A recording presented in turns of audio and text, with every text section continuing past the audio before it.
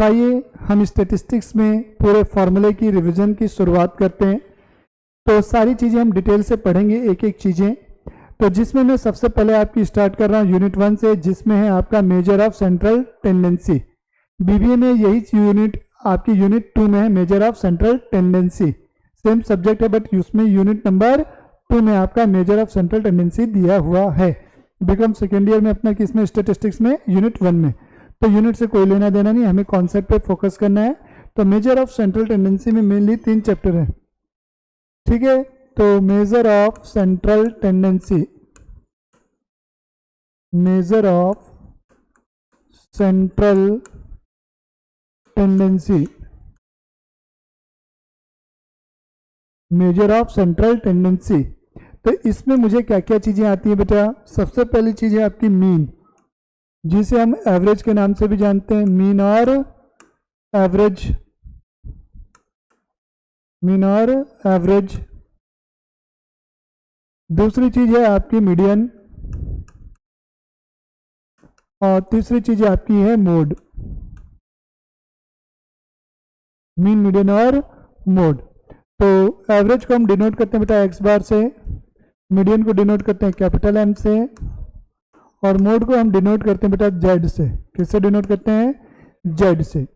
तो आपको ये पूरी चीजें सीखनी है। इसके लिए सबसे पहले आपको क्या पता होना चाहिए बेटा, टाइप्स ऑफ सीरीज कौन कौन सी हमारी होती हैं। तो टाइप्स ऑफ सीरीज के बारे में हम फोकस करते हैं।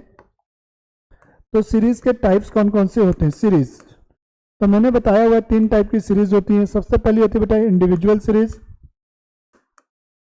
Individual series. दूसरी होती है बेटा डिस्क्रीट सीरीज, और तीसरी होती है बेटा कंटिन्यूअस सीरीज। कौन सी सीरीज होती है, कंटिन्यूअस सीरीज।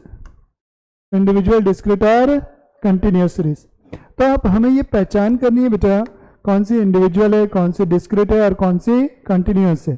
तो कंटिन्यूअस को हम ग्रुप्ड सीरीज भी बोलते हैं। क्या बोलते हैं बेटा, ग्रुप्ड सीरीज भी बोलते हैं। तो कंटिन्यूअस सीरीज में आपका क्या हो गया बेटा, क्लासेस दी रहेंगी। क्या दी रहेगी आपको, क्लास। जैसे 0 से 10, 10 से 20, इस टाइप से 2 गैप आपको दिए रहेंगे। और साथ में आपको क्या दी रहेगी, आपको फ्रीक्वेंसी गिवन रहेगी। क्या दी रहेगी, फ्रीक्वेंसी। डिस्क्रीट सीरीज में आपको वैल्यू दी रहेगी। वैल्यू मतलब कि एक्स, जैसे 5, 10, 15, कुछ भी नंबर। यहाँ क्लास नहीं रहेगी। और साथ में क्या दी रहेगी बेटा, फ्रीक्वेंसी आपको दी रहेगी। इंडिविजुअल सीरीज की बात करें, इंडिविजुअल सीरीज में केवल और केवल वैल्यू रहेगी, ओनली वैल्यू। यहाँ पर कोई फ्रीक्वेंसी नहीं रहती। अब कई बार आपको यहाँ पर रोल नंबर दिखेगा, सीरियल नंबर दिखेगा, ठीक है, रोल नंबर, सीरियल नंबर, ये सबसे आपको कोई लेना देना नहीं है। इन्हें देखते ही आप काट दें, इनका कोई रोल नहीं। तो इतने टाइप की आपकी क्या हो गई बेटा, सीरीज हो गई। अब आते हैं बात टाइप्स ऑफ क्वेश्चन की। किसकी बात करते हैं हम, टाइप्स ऑफ क्वेश्चन की। तो टाइप्स ऑफ क्वेश्चन तो मैंने आप लोग को पहले भी बताया हुआ है, फिर से रिवीजन करवा रहा हूं। तो टाइप्स ऑफ क्वेश्चन में आप देखेंगे सबसे पहले आपका होगा बेटा बेसिक या सिंपल क्वेश्चन। क्या होगा, बेसिक या सिंपल क्वेश्चन, बेसिक या सिंपल क्वेश्चन पहला। दूसरा क्या होगा बेटा, लेस देन और मोर देन। लेस देन को हम अंडर या बिलो भी बोलते हैं, मोर देन को हम ओवर या अबव भी बोलते हैं। तीसरा मैंने बताया था बेटा missing figure, missing figure base. चौथा मैंने बताया था बेटा forming of class, forming of class. पांचवा मैंने बताया था इंक्लूसिव एंड एक्सक्लूसिव सीरीज। क्या, इंक्लूसिव एंड एक्सक्लूसिव।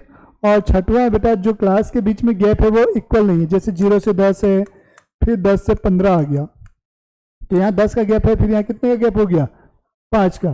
तो ये जो क्लास का गैप है वो इक्वल नहीं है। क्लियर हो गई चीजें यहाँ तक।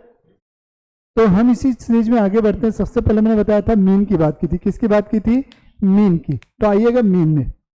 तो मीन, मीन को हम डिनोट करते हैं, मैंने बोला था एक्स बार से। अब मीन में हमारी अलग अलग मेथड है, फॉर्मूले हैं। पहला बेटा डायरेक्ट मेथड है। कौन सी मेथड है, डायरेक्ट मेथड। दूसरी है बेटा शॉर्टकट या इनडायरेक्ट मेथड, शॉर्टकट या इनडायरेक्ट मेथड।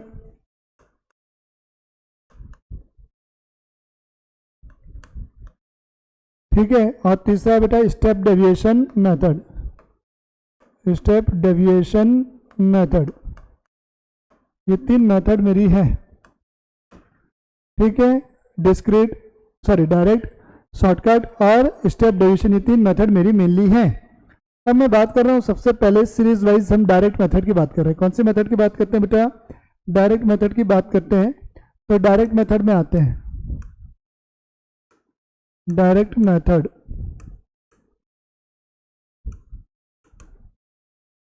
डायरेक्ट मेथड, तो डायरेक्ट मेथड में हमारी कौन सी सीरीज है? पहली इंडिविजुअल सीरीज है। कौन सी सीरीज है बेटा?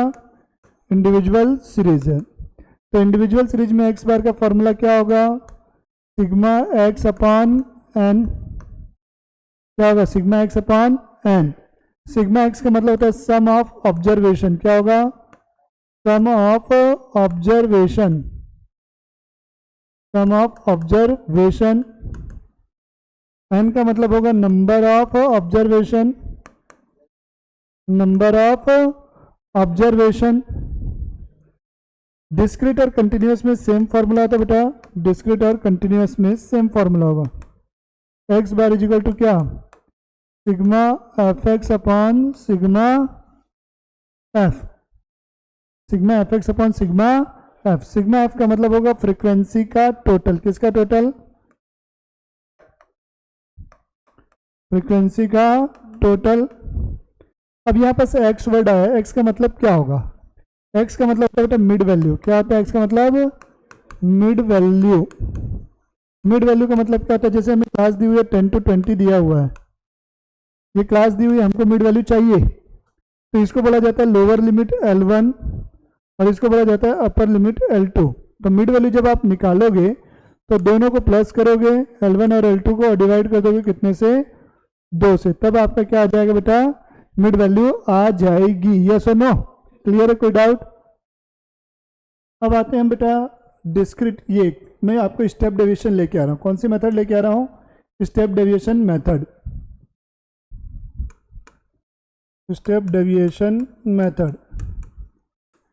मैं आपको डायरेक्ट बात कर रहा हूँ कंटिन्यूअस सीरीज की। किसकी बात कर रहा हूँ? कंटिन्यूअस सीरीज की।